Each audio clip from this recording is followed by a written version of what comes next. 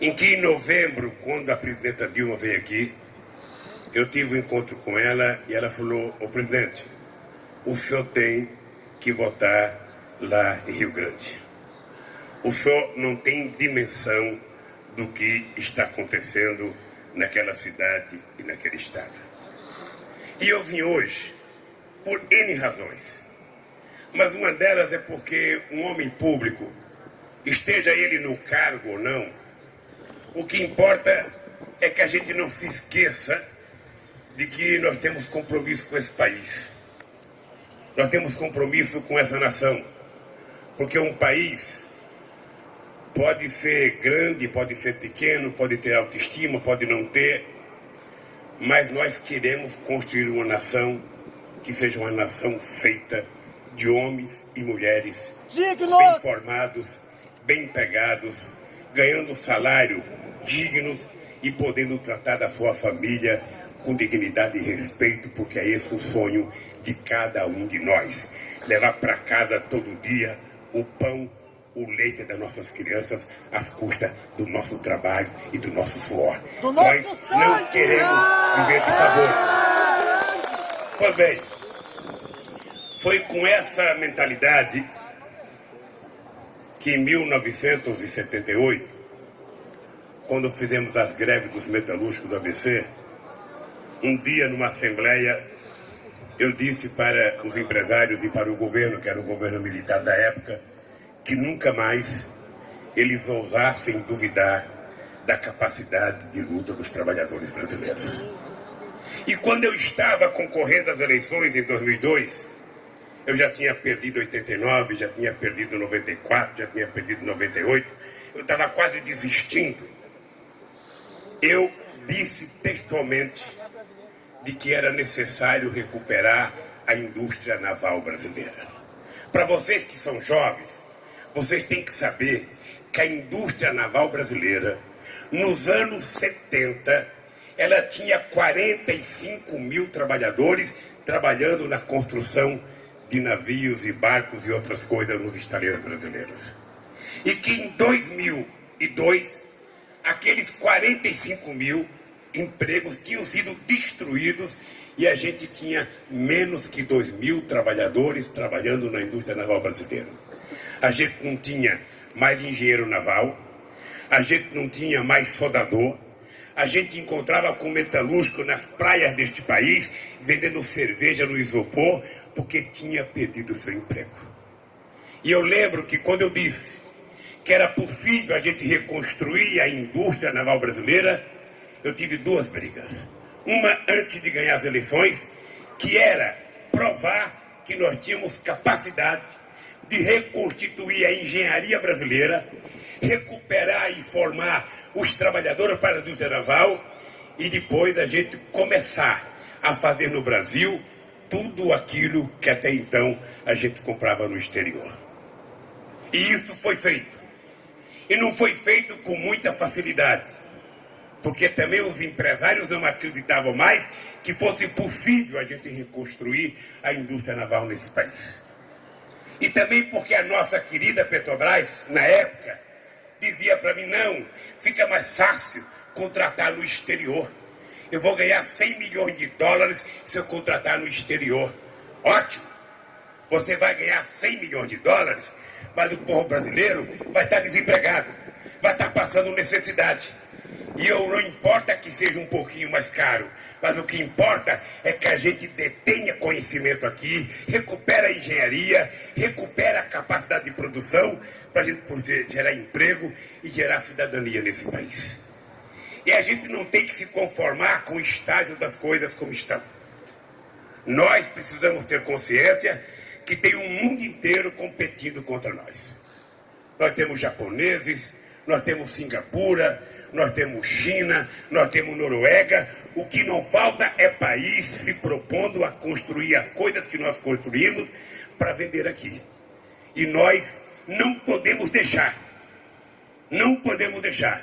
Porque eles podem até construir uma plataforma dessa, mas eles não vão garantir o feijão, o arroz, o pão e o leite que precisa estar na casa de 200 milhões de brasileiros toda semana.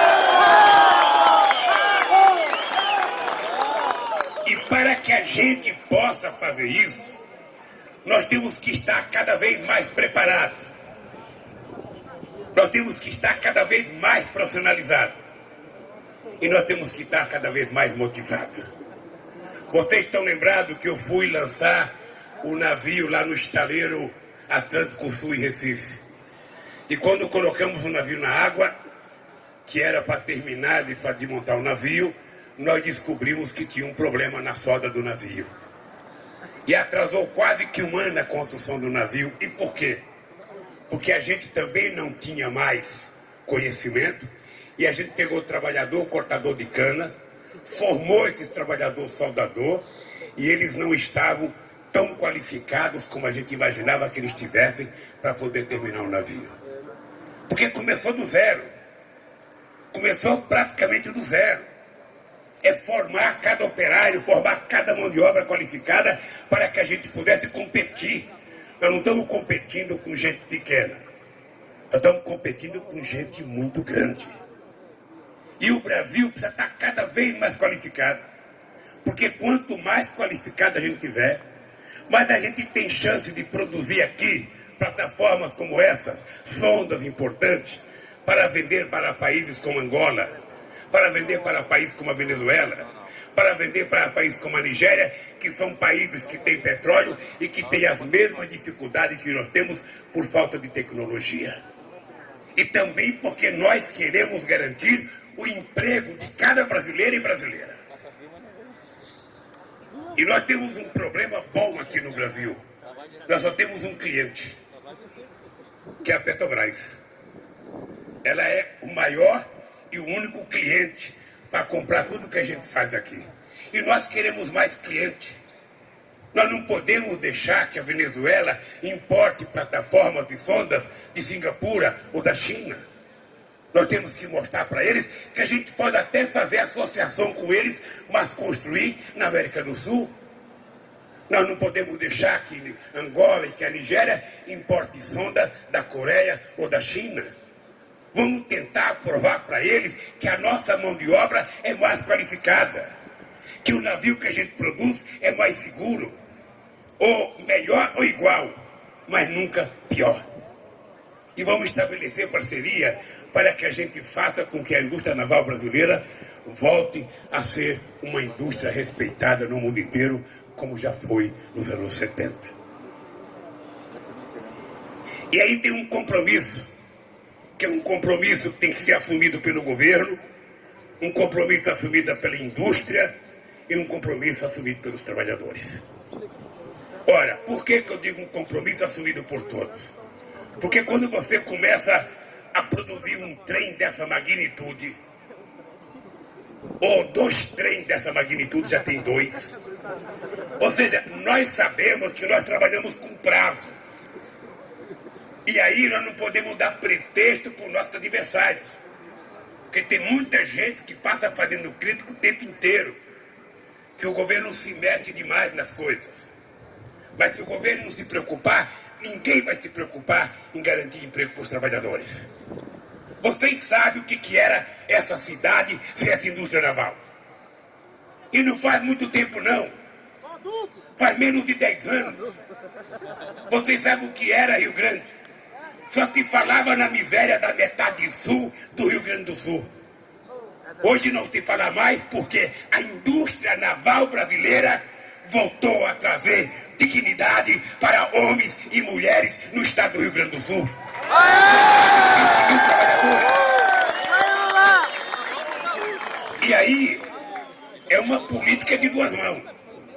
A Petrobras assume um compromisso que faz o pedido para a indústria assume o compromisso que vai contratar e pagar os trabalhadores pelo que eles fizeram, e os trabalhadores retribuem cumprindo metas e fazendo o trabalho mais qualificado possível para homem nenhum botar defeito.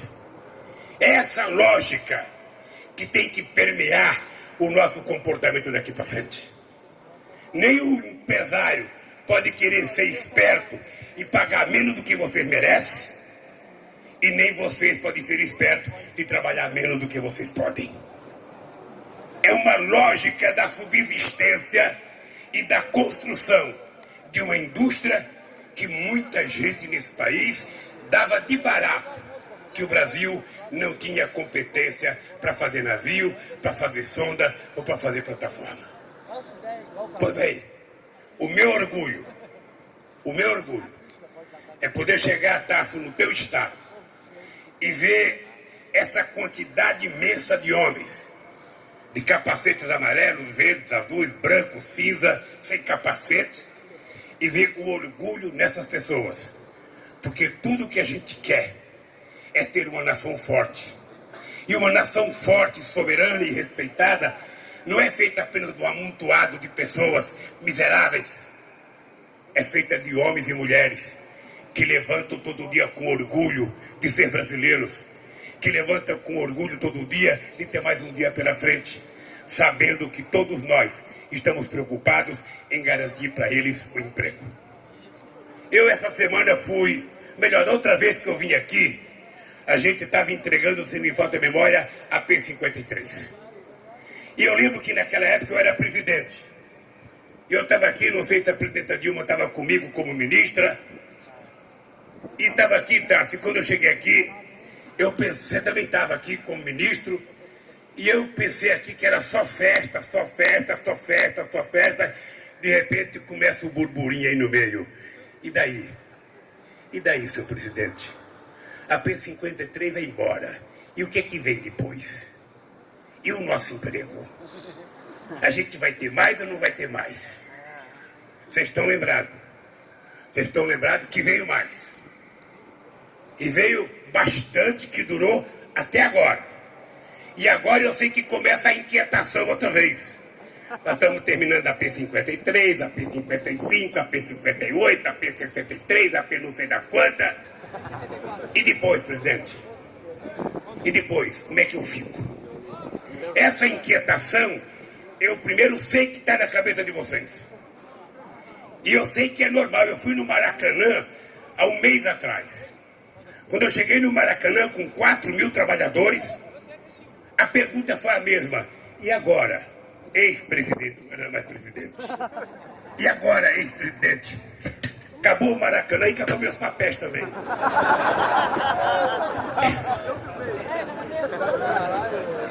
E agora, meu querido ex-presidente, o que a gente faz? Acabou o Maracanã. Acabou o estádio em Brasília.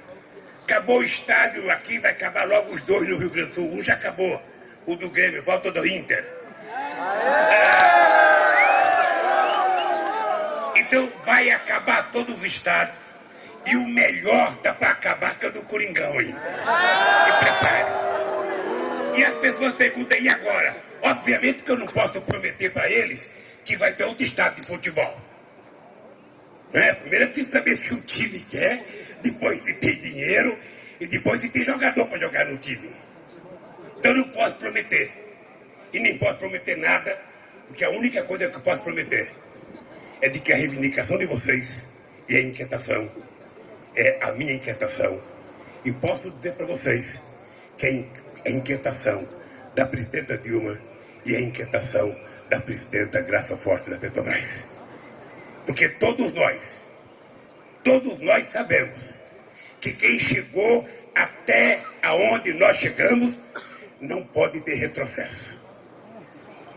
A gente não pode voltar a andar pela cidade de Rio Grande e andar por aqui agora que tem tanta gente trabalhando e ver isso aqui outra vez um deserto.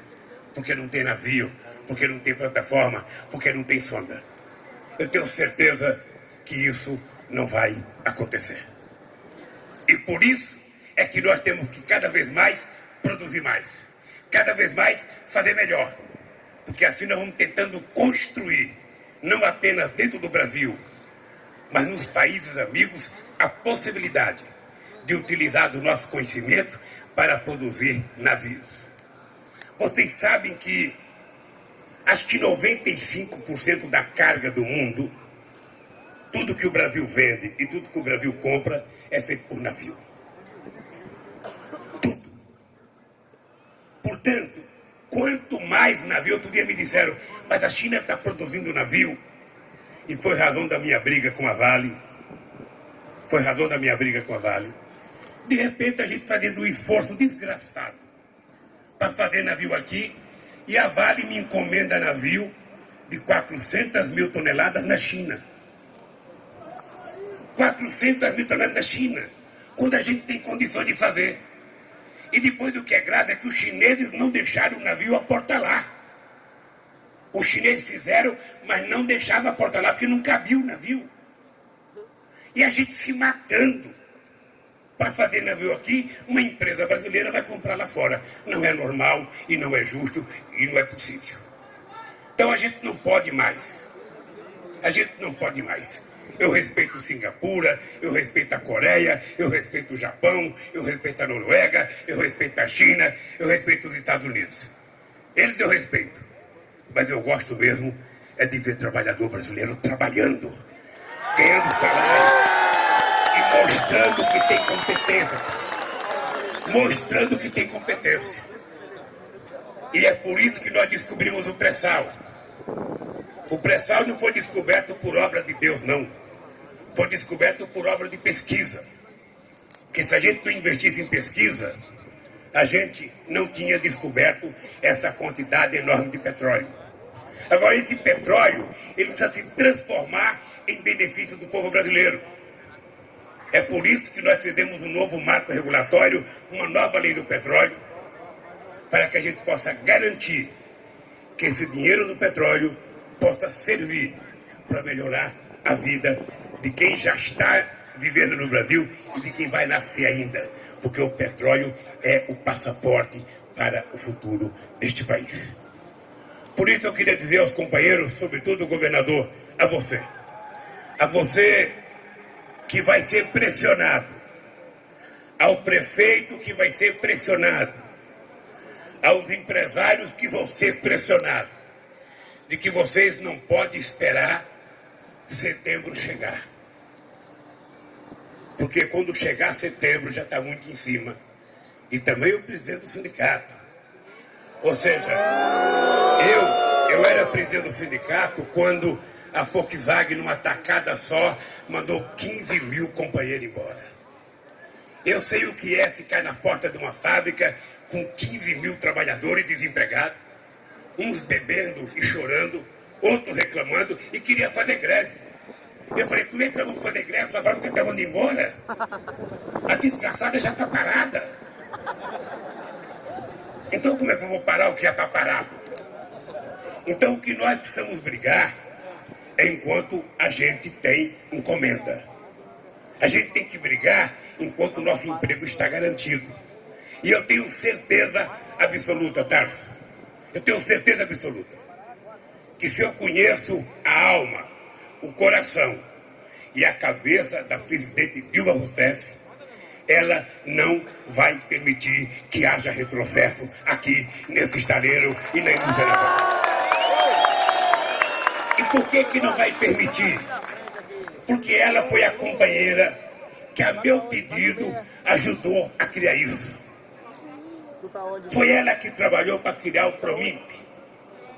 Foi ela que trabalhou para a gente poder reconstruir a indústria naval. E é uma pena que ela não tenha podido estar aqui hoje. Porque eu tenho certeza que ela ia olhar na cara de cada um de vocês e ia dizer, meus companheiros, fiquem tranquilos, que eu vou fazer o que puder e o que não puder, para garantir que nunca mais vocês voltem a ser os desempregados perambulando pelas ruas da cidade à procura de sobreviver. Cada emprego é a certeza de um cidadão. Cada emprego é a certeza de uma família amparada. Cada emprego é a certeza da formação profissional das pessoas deste país. Que nós jogamos fora o complexo de vira-lata que tinha nesse país. Que nós não podíamos nada, que nós éramos pequenos, que só os outros aqui podiam. Hoje, nós não somos bons apenas em futebol, que já nem somos tão bons como éramos antes. Nós não somos só bons de carnaval como éramos antes. Hoje nós somos respeitados no mundo pelo que nós somos. Porque nós aprendemos que o mundo só respeita quem se respeita. Eu conto sempre, Tasso, uma história para mostrar o que é respeito.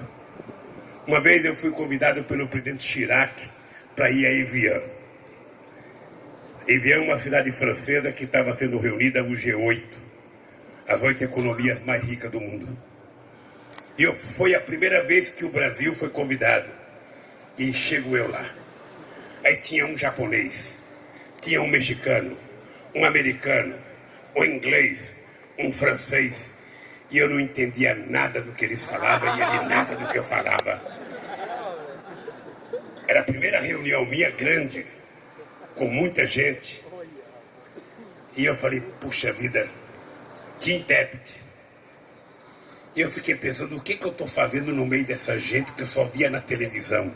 Eu, um metalúrgico de São Bernardo do Campo, aqui nessa situação. E aí o que me deu força foi eu lembrar o seguinte: é verdade que eu não sou a personalidade que eles são, eu estou começando a minha vida. Mas a verdade é que nenhum deles conhece a experiência de chão de fábrica como eu conheço. Nenhum deles nunca morou num lugar que entrasse 1,5 metro de água dentro de casa. Nenhum deles já ficou um domingo sentado com a mãe e com 8 filhos, sem ter sequer água quente para colocar no fogão para esquentar. Eu falei, então é o seguinte, eles podem ser mais sabidos do que eu, mas eu também tenho que dizer para eles. E aí chegou o presidente Bush. Quando o presidente americano chegou, todo mundo levantou. Eu tinha chegado e ninguém levantou para mim. Ninguém levantou. Eu tive que ir de mesa em mesa cumprimentar cada companheiro. Eu já chamava de companheiro. Aí quando o Bush chega, todo mundo levanta, parecia que tinha dado um susto. E eu peguei na mão do meu ministro, Celso Amorim, e falei, Celso, a gente não vai levantar. Não vai levantar porque ninguém levantou para mim, por que nós vamos levantar para o Bush? Um simples gesto fez com que o Bush cumprimentasse todo mundo, fosse na mesa que eu estava, me cumprimentasse e sentasse comigo e com o Celso para conversar. Ou seja, o que eu tirei dessa lição? É que ninguém gosta de lambe-botas. Ninguém gosta de quem não se respeita.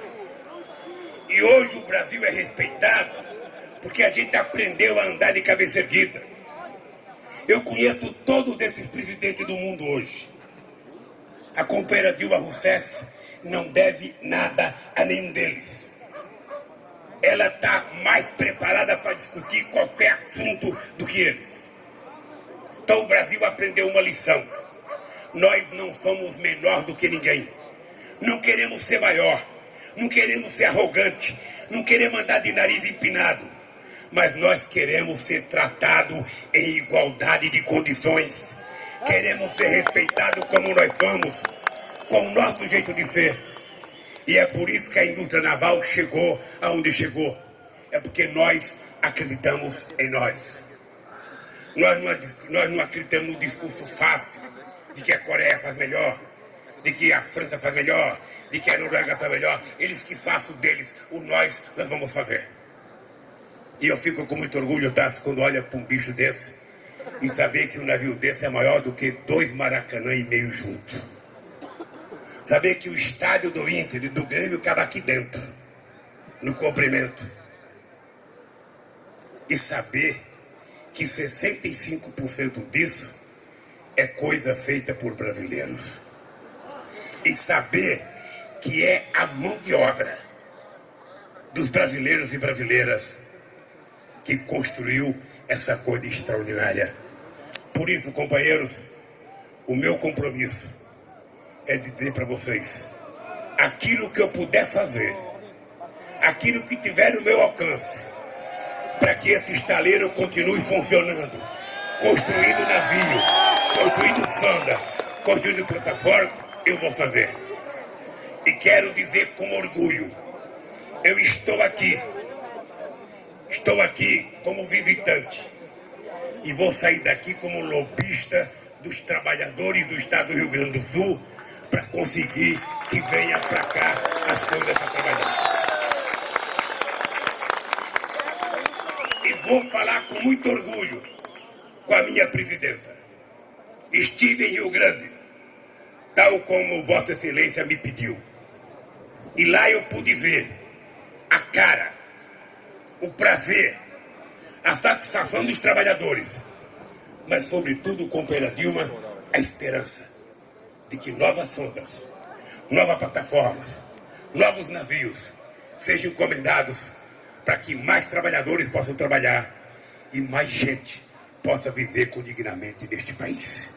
Muito obrigado, meus companheiros, e tenho certeza que a presidenta Dilma está tão preocupada com vocês quanto vocês moram. Um abraço.